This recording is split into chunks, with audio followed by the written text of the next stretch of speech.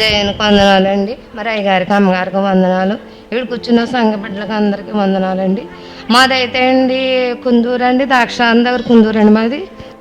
నా పేరు కుమారమ్మ అండి. ఈ పాపకి 18 సంవత్సరాలు అయిందండి.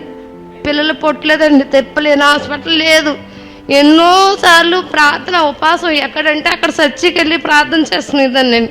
ఫలించలేదండి. ఫలించకపోతే ఇక్కడ అమ్మ సొంత దేవాలయానికి వెళ్తానమ్మా అంటే వాళ్ళ అత్తయ్య గారు వాళ్ళ ఆయన గారు ఒప్పుకోరండి. మరి అమ్మని ఇష్టమే, మరి ఏమైతే చేస్తారో చేయమని అంటే అండి 22 వారాలండి ఈ అమ్మాయి ఇంకొక అమ్మాయి ఉపవాసం ఉండి వచ్చారండి.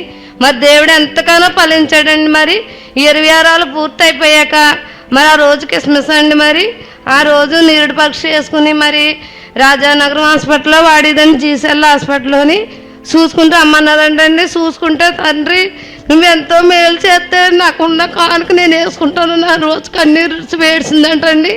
ఏడుతండి అది స్టెట్ చేసుకుని చూసేటప్పటికి 2 గీతలు వచ్చినాయి అంటండి. ఎంతో సంతోషం పడ్డారండి. సంతోషపడ్డాక మళ్ళీ నేను పుట్టింటి తీసిపోయినప్పుడు ఇక్కడ తీసుకొచ్చి సాచుకుని చెప్పుకుని నేను తీసుకెళ్ళిపోయానండి. మా పాపని తీసుకెళ్ళిపోతాను. మరి అక్కడండి రాజానగరం హాస్పిటల్లోనే జీసెల్లోనే పోసానండి పురుడు. పాప పుట్టిందండి. మరి పాప పుడితే దేవుడు ఎంతగానో మాకు అన్ని వేళల్లోనూ కూడా దేవుడు మాకు తోడై ఉన్నాడండి. అమ్మగారు అయితే కనిపించారండి నాకు దర్శనంలో. అంటుపుళ్ళు తెచ్చి ఇచ్చారండి, అదే కన్ఫర్మ్ అయ్యిందండి.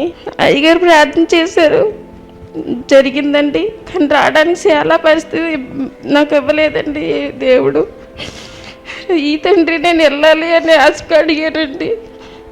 ఈరోజు ఇచ్చారండి ఆ సమయం.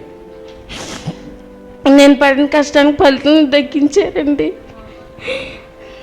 అయ్యగారికి అమ్మగారికి వందాలండి. చిన్న సాక్ష్యం దేవుని